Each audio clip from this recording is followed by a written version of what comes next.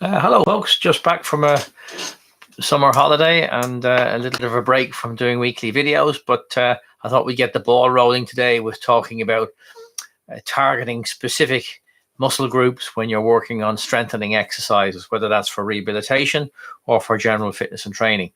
And we see this situation quite frequently in clinic where people may well be doing a targeted exercise. Let's say it's an abdominal plank, or it's to activate the core, or a squat or a lunge. Doesn't really matter what the exercise is, but they're they're going through the mechanics of the exercise, but don't actually feel the sense of effort in the target muscle groups.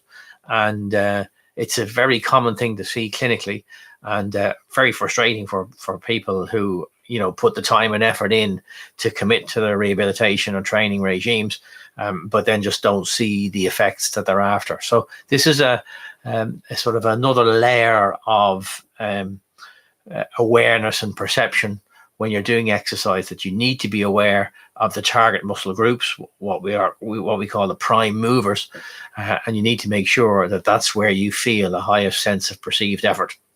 It doesn't mean that there won't be other areas that have to work as well, synergic muscle groups that have to work, but you do need to feel primary work in the target muscle groups.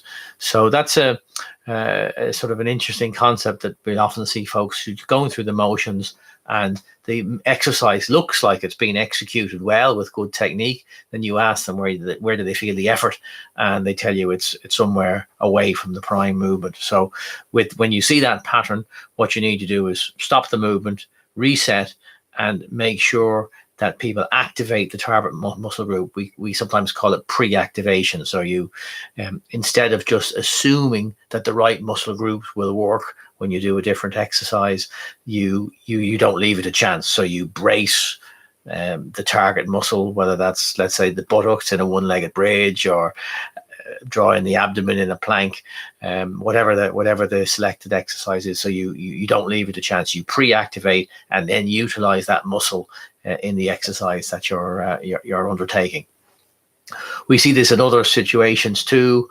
Often people in the gym, typically guys who may be trying to push more weight than they're actually able to control, and they end up using compensatory movement strategies, or they end up getting joint pain rather than muscle pain. And obviously, if you're doing resistance exercise in the gym, it's primarily to target muscles, not to overload joints. So that can sometimes be a pitfall that people fall into. And usually what you need to do is slow the movement down. If it's an explosive movement, that's a different scenario. But for general rep ranges, you want to try and make the movement slow and deliberate, and really squeeze and concentrate on the prime movers to make sure you feel the effort in that area. And when you do that, very often you hit a fatigue point much quicker, and often with a lighter weight, which can be a bit hard on the ego, but nonetheless, in terms of a training, it's a much more specific kind of an effect. So this kind of concept comes in under the general term of muscle activation.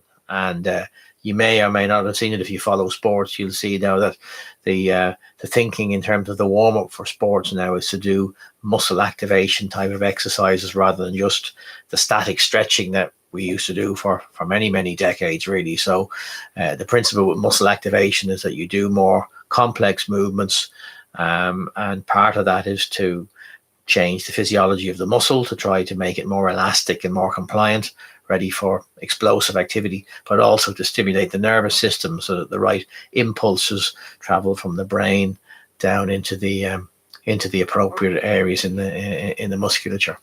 So these activation drills have become much more in common usage nowadays in sport, and you'll often see people in gyms using resistance bands for muscle activation exercise, which are really good too, and I'm a big fan of those. The other more practical situation where you see this is I train a youth rugby team, and we've done our pre-season work now over the last 6 to 8 weeks, and you put 45, 50 guys through exactly the same training program or training session, and you ask them the next day, well, where did you feel did the most work? And some guys will tell you it's their calves, some will tell you it's their hamstrings or their groin or their lower back. So they've all done exactly the same drills, but different muscle groups have contributed more.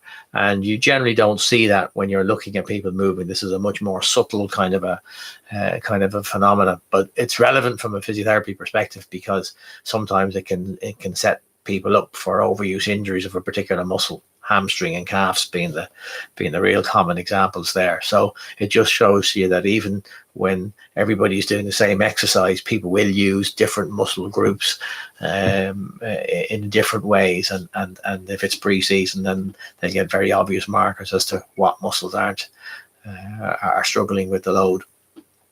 So it's not a frequently talked about topic, this issue of muscle activation and specificity, but it's really a really important concept to understand if you're doing strengthening and resistance exercise, either for training or for rehabilitation, that the work needs to be felt in the target area.